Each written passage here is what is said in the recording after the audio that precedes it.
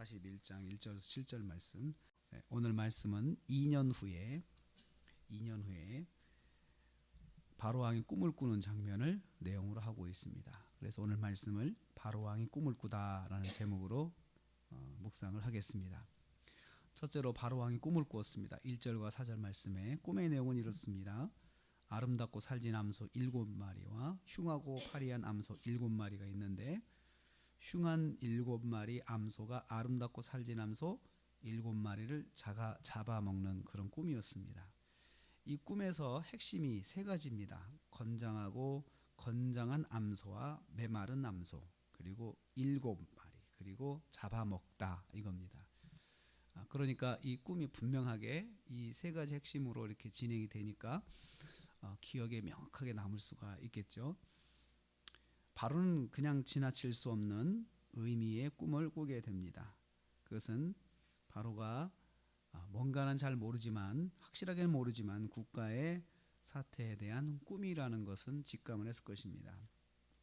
두 번째로 바로왕이 다시 꿈을 꿉니다. 5절에서 7절 말씀입니다. 바로왕이 다시 꿈을 꾸는데요, 꿈의 내용은 이렇습니다. 무성하고 충실한 7이삭이 가늘고 메마른 7이삭에게 잡아먹히는 내용의 꿈을 꿉니다. 이 꿈에도 핵심이 있는데, 첫째는 충실한 이삭과 마른 이삭, 둘째는 7, 그리고 셋째는 잡아먹힘이라는 그런 세 가지 핵심이 있습니다. 두 꿈은 공통점이 있습니다. 좋은 것과 나쁜 것, 7, 그리고 잡아먹힘. 연속해서 비슷한 뉘앙스의 꿈을 꾸게 되니 바로는 그냥 지나칠 수 없었을 것입니다. 명확하게 기억에 남고 이건 뭔가 의미가 있는데 알아봐야 되겠다라는 그러한 생각을 하게 되었을 것입니다. 바로는 또다시 꿈을 꾸게 되었고, 반복적인 꿈은 그냥 지나칠 수 없는 궁금함을 갖게 되었습니다. 바로의 꿈은 하나님의 섭리였습니다. 우리가 잘 아시는 것처럼 하나님의 섭리였습니다. 하나님은 요셉을 감옥에서 나오게 하기 위해서 일하셨습니다. 그 나라 최고의 지도자에게 국가의 운명에 관한 꿈을 꾸게 하셨습니다. 이 모든 일이 요셉이 알지 못하는 가운데 진행되었습니다. 요셉의 구명을 위한 하나님의 계획은 하나님께서 독자적으로 진행을 하셨습니다. 요셉은 2년 전에 꿈을 해석해준 고위 관료에게 의지를 했었습니다. 그 사람이 관직을 회복하면 자기에 대한 억울함을 바로에게 소명하여서 자기가 감옥에 나올 수 있게 해달라는 그러한 부탁도 했고, 사실 그것이 하나의 길이라고 생각했지만 2년이 지나도록 소식이 없게 되었습니다. 사실은 그 사람은 자기가 회복되고 나서 잊어버렸던 것입니다. 그렇지만 하나님은 그렇게 일하지 않으셨습니다. 사람에게 의지하고자 하는 요셉의 마음을 하나님께서는 하나님만 바라보게 인도하신 것입니다. 어려운 일 당할 때에 오직 하나님만 바라보는 것이 정답이라는 걸 여기서 알 수가 있습니다. 하나님은 요셉이 깨닫지 못하는 가운데 일하셨습니다. 하나님의 계획은 하나님의 방법으로 진행하였습니다.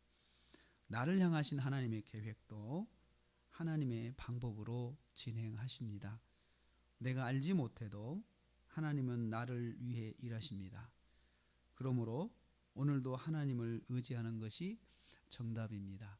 하나님께서 하나님의 자녀를 위해서 하나님의 계획을 가지고 일하신다는 것이 오늘 우리에게 주시는 말씀입니다. 그러므로 우리가 오늘 하루를 시작할 때 우리가 생각하고 계획하는 것들이 하나님의 방법으로 진행이 된다는 것을 우리가 안다면, 오직 하나님만 바라보고 오직 하나님을 의지하는 것이, 그것이 하나님께서 원하시는 것입니다. 하나님의 자녀는 오직 하나님만 바라보는 것을 하나님이 원하십니다.